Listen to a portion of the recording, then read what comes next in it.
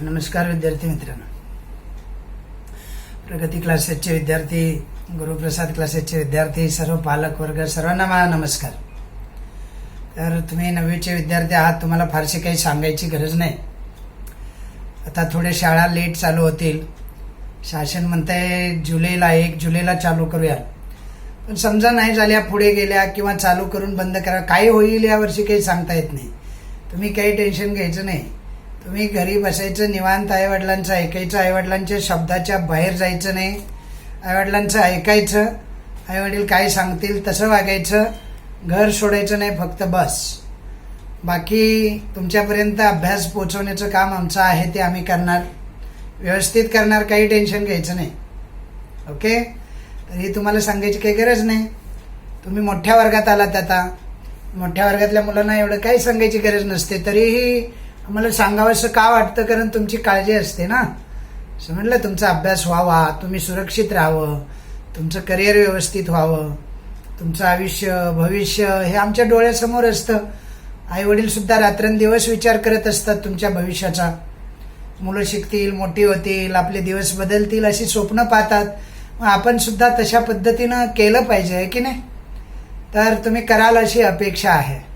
म्हणजे तुम्ही करावं. एवढ्या साऱ्या फॅसिलिटी तुम्हाला असताना सारे पुरवतात, तुम्हाला काही कमी पडू देत नाहीत. तुमच्या प्रत्येक गोष्टीसाठी जीवाचं रान केलं जातं, आहे की नाही.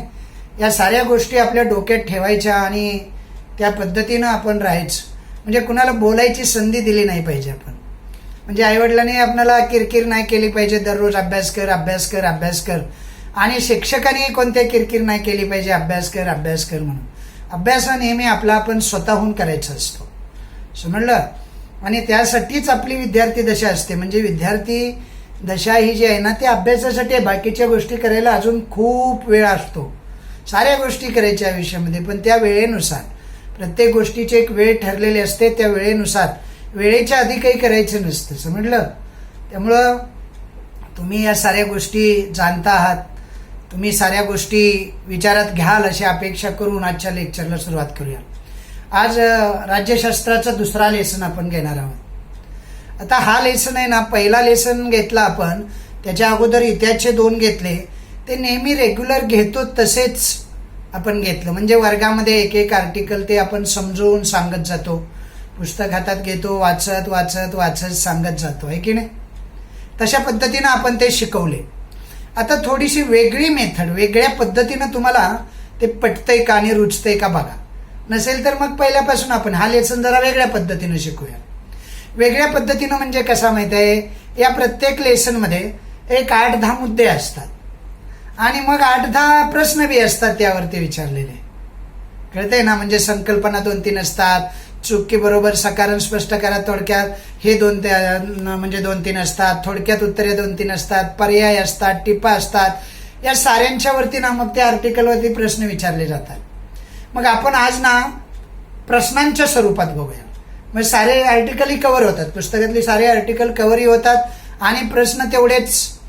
त्या 2 म्हणजे ज्या प्रकारचे प्रश्न विचारले जातात त्याच प्रकारचा आपण प्रश्न आणि त्याची उत्तरं आणि त्याचं विश्लेषण, अशा पद्धतीत आपण आज लेक्चर घेऊया. मी 10वीची अशीच घेतो.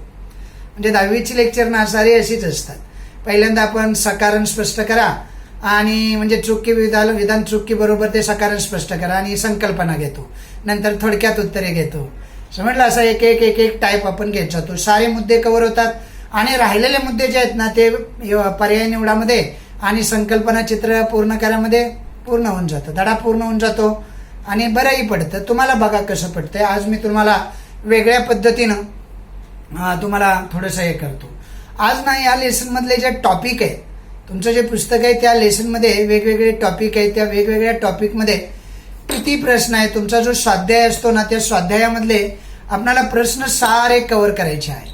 आणि हे प्रश्न कव्हर करत असताना किती मार्काचे आहेत, कोणकोणते मुद्दे, त्यामध्ये किती मुद्दे आले पाहिजेत, कोणकोणते मुद्दे लिहिले जातील किंवा कोणकोणत्या मुद्द्यांना आपण महत्त्व देऊ शकतो. एकूण राज्यशास्त्राचे 5 लेसन आहेत. त्या 5 लेसनमध्ये हा दुसरा लेसन आहे, ज्याचं नाव आहे भारताच्या परराष्ट्र धोरणाची वाटचाल. म्हणजे भारताचं जे परराष्ट्र धोरण आहे ना, ते पूर्वीपासून आतापर्यंत कसं राहिलेलं आहे, परराष्ट्र धोरणाचं वैशिष्ट्य काय आहे, परराष्ट्र धोरण म्हणजे नक्की काय आहे, 91 नंतरचं परराष्ट्र धोरण अधिक गतिशील झालं का? का झालं? परराष्ट्र धोरणामध्ये आपण नेहमी बदल करतो का? ते फ्लेक्झिबल आहे का? म्हणजे लवचिक आहे का? समजलं? अशा अनेक मुद्द्यांचा या लेसनमध्ये आपण विचार करणार आहोत.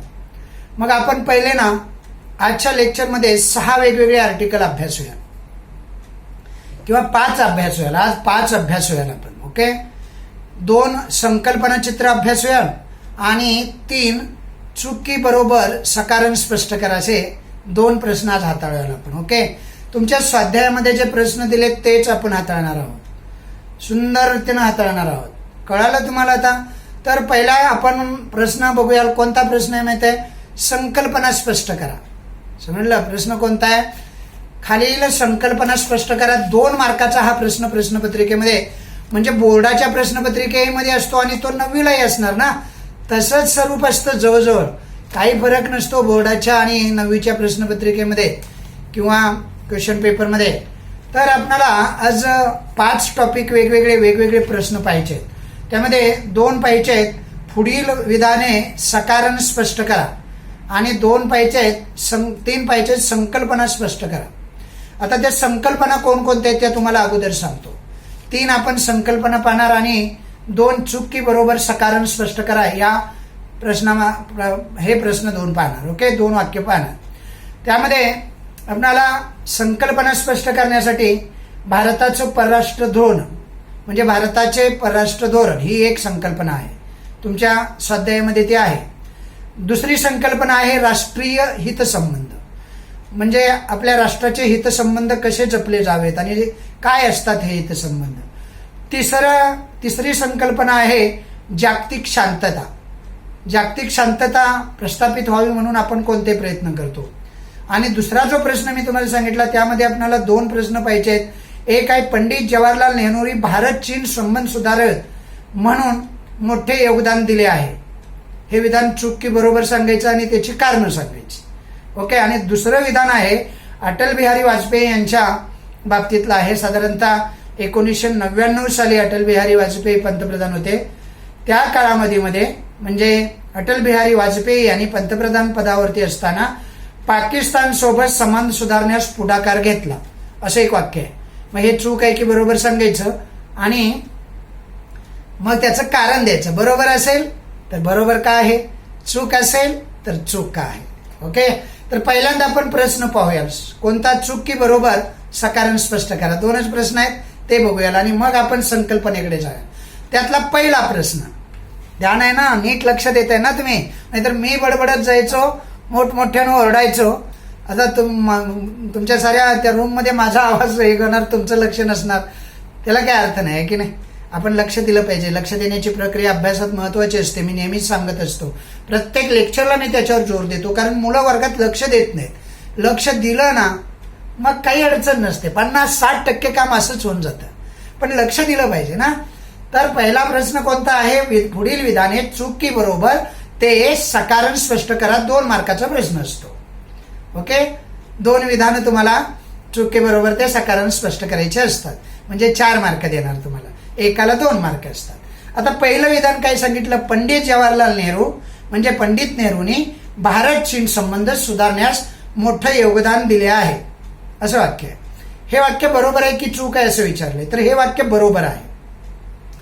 पंडित जवाहरलाल नेहरू भारताचे पहिले पंतप्रधान होते आणि त्यांनी परराष्ट्र धोरणावरती मोठ्या प्रमाणात जास्त भर दिलेला होता. हे जे परराष्ट्र धोरण आहे, भारताचा विकास करायचा असेल तर आपण परदेशाशी चांगले संबंध ठेवून असलं पाहिजे असं त्यांनी धोरण स्वीकारलेलं होतं. समजलं? तर चीन हा पक्ष जो आहे ना तो कम्युनिस्टांचा पक्ष म्हणून ओळखला जातो. कम्युनिस्ट चीनला युनोचे सदस्य देण्यात यावे अशी मागणीच आपल्या देशानं केलेली होती. समजलं? पंडित जवाहरलाल नेहरूंच्या कालावधीमध्ये चीन आणि भारत यांचे संबंध सुधारावेत यासाठी खूप प्रयत्न झाले होते. म्हणजे आपले संबंध, हा शेजारचा मोठा देश आहे, या देशाशी आपले संबंध चांगले असावेत असं पंडित जवाहरलाल नेहरूंचं त्या काळचं मत होतं. हा कम्युनिस्टांचा पक्ष आहे, हा कम्युनिस्टांचा देश आहे आणि या देशामध्ये कम्युनिस्ट चीनला युनोचं, युनायटेड स्टेट्स ऑफ नेशन यांचं सदस्यत्व द्यावं म्हणून भारतानं त्याचा पुरस्कार केला. त्यामध्ये भारत आघाडीवर होता. भारताला हे प्रतिनिधित्व द्यावं असं युनोचं मत होतं, पण भारतानं ते नाकारलं. चीनला देण्यात यावं असं पंडित जवाहरलाल नेहरूंनी सांगितलं. आता हे एक कारण आहे त्याचं. याचाच अर्थ काय की चीनशी आपले संबंध चांगले राहावेत म्हणून आपण प्रयत्न केला ना. जर असा प्रयत्न केला नसता कदाचित चीनला आपल्यावर विश्वास बसला नसता. आणि म्हणून पंडित जवाहरलाल नेहरूंच्या कारकिर्दीमध्ये कम्युनिस्ट चीनला युनोचं सदस्य देण्यासाठी आपण मागणी केलेली आहे. ते योगदान मोठं आहे. एक झालं. दुसरं कारण आहे 1954 साल. 1954 साली चीनचे पंतप्रधान कोण होते माहित आहे? चो एन लाय. हे नाव लक्षात ठेवायचं. चो एन लाय. आणि भारताचे पंतप्रधान होते पंडित जवाहरलाल नेहरू. यांच्या भेटीनं हे संबंध अधिक दृढ झालेले होते. आता 54चा काळ तुम्हाला समजतोय ना. भारत स्वतंत्र झाल्यानंतरचा एक 5-7 वर्षाचाच कालावधी होता. आणि या कालावधीमध्ये ही पहिलीच भेट होती. म्हणजे भारताचे पंतप्रधान आणि चीनचे पंतप्रधान. चौ एन लाय हे चीनचे पंतप्रधान होते. पंडित जवाहरलाल नेहरू हे भारताचे पंतप्रधान होते. या दोघांची 1954ला भेट झाली. म्हणजे भेट घडवून आणली. आता हे भेट घडवून आणणं सुद्धा काय आहे या वाक्याला पुष्टी देतं ना. त्याचं कारण आहे ते. याचाच अर्थ आपल्याला चीनशी संबंध चांगले ठेवायचे होते. परराष्ट्र धोरणामध्ये चीनला आपण महत्व देतो. समजलं. हे दुसरं कारण झालं. आणि तिसरं, या दोन नेत्यांमध्ये म्हणजे 1954ला जेव्हा त्यांची भेट झाली तेव्हा या दोन नेत्यामध्ये पंचशील तत्वाच्या आधारे मैत्री करार झाला. मैत्री करार झाला. मैत्री करार म्हणजे काय? दोघांनी मैत्री करायची. आणि कोणत्या तत्वावरती करायची? पंचशील तत्वावरती करायची. अशा रीतीनं पंडित जवाहरलाल नेहरू यांनी भारत आणि चीन यांचे संबंध सुधारावेत म्हणून नेहमीच प्रयत्न केलेले आहेत. त्या 3 बाबी महत्वाच्या मी सांगितल्या तुम्हाला. पुन्हा एकदा सांगतो. चीन कम्युनिस्ट असल्यामुळं त्यांना सदस्यत्व देण्यास म्हणजे कायमस्वरूपी स्थायी म्हणतात त्याला, सदस्य देण्यास उत्सुक नव्हतं. चीनही तेवढे इंटरेस्टेड नव्हतं. तरीही भारताने पुढाकार घेऊन चीनच्या बाजूने काय केला? आपण त्यांना मदत करा किंवा त्यांना सदस्यत्व द्या असं म्हणणं मांडलं. एक. दुसरी गोष्ट होती 1954 साली घडलेली. 1954 साली भारताचे पंतप्रधान पंडित जवाहरलाल नेहरू आणि चीनचे पंतप्रधान चौ एन लाय यांची भेट झाली. ही भेट अत्यंत महत्वाची समजण्यात येते.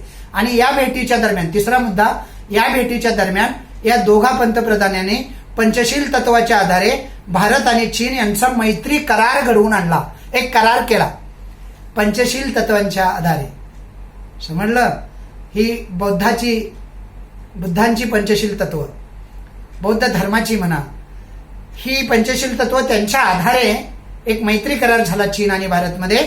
आणि तो चीन आणि भारतमध्ये झालेला मैत्री करार हा अत्यंत महत्वाचा समजण्यात येतो. समजलं. अशा पद्धतीनं हे 3 मुद्दे देऊन तुम्ही खाली लिहू शकता. अशा पद्धतीनं किंवा अशा रीतीने पंडित जवाहरलाल नेहरूंनी चीन आणि भारत यांचे संबंध चांगले सुधारावेत, प्रस्थापित व्हावेत म्हणून योगदान दिले. एक. समजलं तुम्हाला. आणखी हे झालं की मी तुम्हाला नोट्स पाठवणार, ते लिहायचं आणि पाठ करायचं, बाकी काही करायचं नाही. आता दुसरा बघा. दुसरं जे सकारांसाठी सेंटेन्स आहे तुमच्या स्वाध्यायामधलंच आहे. ते अटल बिहारी वाजपेयी यांचं आहे.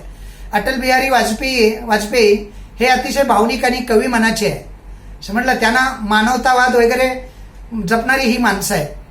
म्हणजे हे काय खरे राजकारणी नाही आहेत, साहित्यामधून इकडे आलेली माणसं आहेत.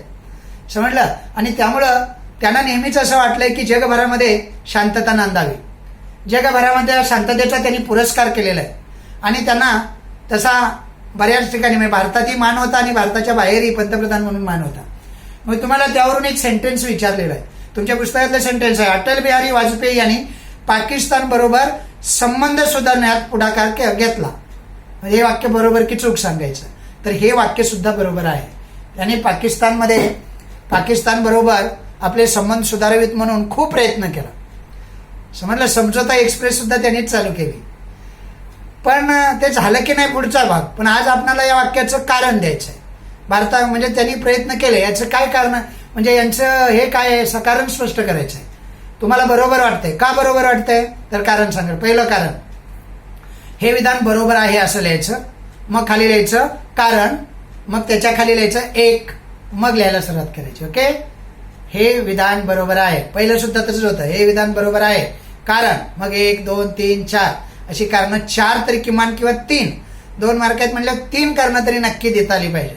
त्याचीच तुम्हाला 4 बी करता येतात बरं का, असं काय नसतं. म्हणजे आपणाला ती खूप कौशल्य असलं पाहिजे.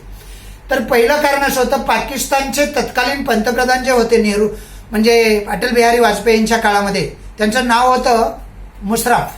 काय नाव होतं त्यांचं? मुशर्रफ. यांच्याशी वाटाघाटी करून त्याने या दोघांनी यांची म्हणजे दोघांची चर्चा होऊन त्यांनी दोन्ही राष्ट्रामध्ये शांतता निर्माण करण्यासाठी चर्चा केली. समजलं? म्हणजे या दोघांच्या वाटचालीमध्ये, या दोघांच्या कारकिर्दीमध्ये पाकिस्तानी आणि भारत यांच्यामध्ये नेहमी शत्रुत्वाचे संबंध राहिलेत, ते मित्रत्वाचे व्हावेत आणि शांतता नांदावी, बॉर्डरवरती वगैरे शांतता असावी, अशी चर्चा मुशर्रफ आणि अटल बिहारी वाजपेयी या दोघांच्या मध्ये झालेली आहे. एक झाला मुद्दा. दुसरा मुद्दा, 1999 साली वाजपेयी यांनी पाकिस्तानला प्रत्यक्ष भेट दिली. समजलं? जर त्यांना जर शांतता प्रस्थापित करायची नसती तर ते तिकडे गेले असते का? अजिबात गेले नसते. 1999 साली ते पाकिस्तानला गेले, पाकिस्तानला भेट दिली आणि शांततेसाठी आणि विकासासाठी लाहोर करार केला. म्हणजे या दोन देशात शांतता नांदावी त्यासाठी त्यांनी करार केला आणि दोन्ही देशाचा विकास म्हणजे देशामध्ये असणारी जी गरिबी आहे ती गरिबी हटावी, शिक्षणाकडे जास्त लक्ष द्यावं, दोघांनी एकमेकांना सहकार्य करावे, अशा पद्धतीचा एक करार केला. तो लाहोरला झाला म्हणून त्याला लाहोर करार म्हणून ओळखलं जातं. दुसरा मुद्दा झाला, 1999 सालची ही गोष्ट आहे. आणि तिसरा मुद्दा तुम्हाला लिहायचा आहे, वाजपेयी यांच्याच प्रयत्नाने नवी दिल्ली, समजलं, लाहोर ते नवी दिल्ली, नवी दिल्ली ते लाहोर अशी समझोता एक्सप्रेस, मी पहिल्यांदाच बोलता बोलता बोललो होतो, समझोता एक्सप्रेस ही रेल्वे सेवा सुरू करण्यात आली. समजलं? आणि त्याच वेळेला बस सेवा सुद्धा सुरू करण्यात आली. सदाए सरहद्द ही बस सेवा सुरू झाली. म्हणजे त्या बसचं नाव होतं काय होतं? सदा, सजाए नाही, सदाए, सदा ए सरहद्द, म्हणजे सरहद्दीपर्यंतच, म्हणजे भारतातून सरहद्दीपर्यंत जाणार आणि तिकडूनही सरहद्दीपर्यंतच येणार, म्हणजे ती भारतात येणार नाही. पण समझोता एक्सप्रेस होती ती भारतातून डायरेक्ट पाकिस्तानात, पाकिस्तानातून डायरेक्ट भारतात अशी होती. म्हणजे हे दोन्ही वेगवेगळे प्रयत्न केले. 4 मुद्दे झाले बघा. म्हणजे वाजपेयी यांच्या प्रयत्नाने लाहोर ते नवी दिल्ली समझोता एक्सप्रेस ही रेल्वे सेवा सुरू करण्यात आली. आणि चौथा, त्याचबरोबर त्याच कालावधीमध्ये सदा ए काय आहे? सरहद्द, हे नाव लक्षात ठेवायचं, सदा ए सरहद्द ही बस सेवा सुरू करण्यात आली. त्यामुळे दोन्ही देशाचे संबंध थोडेसे सुधारण्यास मदत झाली. समजलं? आणि अशा पद्धतीनं आपण म्हणू शकतो की अटल बिहारी वाजपेयी यांच्या कारकिर्दीमध्ये अटल बिहारी वाजपेयी यांनी भारत आणि पाकिस्तानचे संबंध सुधारावेत यासाठी अतिशय चांगल्या पद्धतीनं प्रयत्न केलेले आपल्याला दिसतात. अशा पद्धतीनं हे 2 प्रश्न आपण हाताळले. एक प्रश्न होता, पंडित जवाहरलाल नेहरूंनी चीन आणि भारत यांचे संबंध काय व्हावेत? चांगले प्रस्थापित व्हावेत, सुधारावेत यासाठी योगदान दिलं आहे का?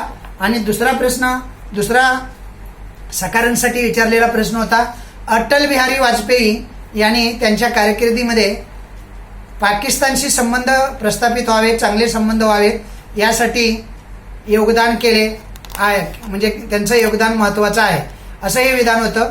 या दोन्ही विधानं बरोबर होती. ती दोन्ही विधानं आपण पाहिली आणि या दोन्ही विधानाची कारणंही आपण पाहिली. किती कारणं? कमीत कमी 3 कारणं लिहायची, जास्तीत जास्त 4 लिहिणाऱ्याला मार्क कट होणार नाही किंवा तुम्ही थोडं इकडे तिकडे राहिलं तरी तुम्ही वाचणार त्यातून. ओके, अशा पद्धतीनं हे 2 प्रश्न झाले. 2 प्रश्नाची उत्तरं मी तुम्हाला सांगितली समजून व्यवस्थित. आता आपल्याला पुढच्या प्रश्नाकडे वळायचं. अजून 3 संकल्पना पाहिजे. बघा, प्रश्न असा असतो, हाही 2 मार्काचाच प्रश्न असतो, प्रत्येकी 2 मार्क असतात, 2 संकल्पना लिहायच्या असतात. किती संकल्पना? 2 संकल्पना. मी 80 मार्काच्या पेपरबद्दल म्हणजे 40 मार्काच्या पेपरबद्दल बोलतोय, कळतंय ना तुम्हाला? तर त्यामध्ये पहिली संकल्पना आहे, प्रश्न असा असतो, पुढील संकल्पना स्पष्ट करा. 3 दिलेले असतात, 2 सोडवायचे असतात, प्रत्येकी 2 मार्क म्हणजे त्या प्रश्नाचे 4 मार्क. कळलं? नक्की कळलं? लक्ष आहे माझ्याकडे का तिकडे लक्ष आहे दुसरीकडेच? नाही ना, माझ्याकडे लक्ष द्यायचं. नीट लक्ष दिलं की काम नक्की पक्क म्हणजे झालं म्हणून समजायचं. ओके, तर पहिली संकल्पना आहे भारताचे परराष्ट्र धोरण. आता या लेसनचंच नाव आहे परराष्ट्र धोरण. म्हणजे आपल्याला परराष्ट्र धोरणाबद्दल थोडक्यात माहिती, असे प्रश्न जेव्हा आपण लिहितो ना, तेव्हा त्या प्रश्नाबद्दल थोडीशी प्रस्तावना देणंही महत्वाचं असतं ना. आता परराष्ट्र धोरणाच्या अगोदर आपल्याला परराष्ट्र धोरण म्हणजे काय हे सांगता आलं पाहिजे. म्हणजे काय माहितीये, परराष्ट्र धोरण म्हणजे आपल्या देशाचा आणि म्हणजे आपल्या देशाच्या विकासासाठी म्हणा, किंवा आपल्या संस्कृतीच्या प्रसारासाठी किंवा अजून अनेक कारणं असतात. त्यासाठी आपण इतर देशाशी संबंध कसे ठरवायचे याचा जो ताळमेळ असतो ना, त्याला परराष्ट्र धोरण असं म्हणतात. म्हणजे परराष्ट्र धोरण काय असतं, आंतरराष्ट्रीय क्षेत्र जे असतात, आंतरराष्ट्रीय क्षेत्रामध्ये संबंध कसे प्रस्थापित करायचे, कशा पद्धतीनं त्या देशाबाबत आपण राहायचं, कशा पद्धतीनं वागायचं, हे अत्यंत महत्वाचं असतं. हे परराष्ट्र धोरणामध्ये येतं. मग असं थोडीशी तुम्हाला प्रस्तावना देता आली पाहिजे. म्हणजे देशाच्या विकासासाठी आणि प्रगतीसाठी परराष्ट्र धोरण हे अत्यंत महत्वाचं असतं. समजलं. परराष्ट्र धोरण हा देशाच्या विकासाचा पाया आहे, अशी एक दोन महत्वाची वाक्य लिहायची. आणि मग असं परराष्ट्र जे धोरण आहे ते खालीलप्रमाणे म्हणायचं. मग त्याची पहिल्यामध्ये थोडक्यात व्याख्याच लिहायची. आंतरराष्ट्रीय क्षेत्रात अन्य देशाशी म्हणजे आपल्या म्हणजे शेजारच्या किंवा परकीय देशाशी म्हणा, आंतरराष्ट्रीय क्षेत्रामध्ये परकीय देशाशी कसे संबंध ठेवायचे याबाबत देशाने ठरवलेल्या धोरणास. बघा व्याख्या काय सांगतो, एक मुद्दाच आहे तो व्याख्या. म्हणजे आंतरराष्ट्रीय क्षेत्रामध्ये, आंतरराष्ट्रीय पातळीवरती अन्य देशाशी म्हणजे परकीय देशाशी आपण संबंध कसे ठेवायचे हे जे धोरण ठरलेलं असतं ना, त्या धोरणालाच म्हणतात काय, आंतरराष्ट्रीय किंवा भारताचं परराष्ट्र धोरण. समजलं. आंतरराष्ट्रीय क्षेत्रामध्ये कोणत्या देशाशी कसे संबंध ठेवायचे याबाबतचं धोरण, याला म्हणायचं परराष्ट्र धोरण थोडक्यात. ओके, एक मुद्दा झाला. दुसरा, 1947 साली भारत देश स्वतंत्र झाला आणि भारत देश स्वतंत्र झाल्यानंतर आपले परराष्ट्र धोरण आपण स्वतंत्रपणे, समजलं, आपल्या तज्ज्ञाने, आपण म्हणजे आपले तज्ज्ञ जे होते, वरिष्ठ मंडळी जी होती त्या काळाची, त्यांनी आपलं भारताचं स्वतंत्र असं एक परराष्ट्र धोरण ठरवलं. म्हणजे त्याला रूपरेषा दिली, त्याला थोडीशी दिशा दिली आणि ते ठरवलं. किती साली, 1947ला. हे दुसरं म्हणजेच काय की परराष्ट्र धोरण आपलं स्वतंत्र आहे, आपण स्वतंत्र आखलं, ते स्वतंत्र ठरवलं. असं नाही दुसऱ्याचं आहे ते उचललं आणि तशा पद्धतीने वागलो, असं नाही. आपण काय केलं, 1947ला देश स्वतंत्र झाल्यानंतर आपण स्वतःचं परराष्ट्र धोरण आखलं, आपल्या तज्ज्ञांनी ते तयार केलं.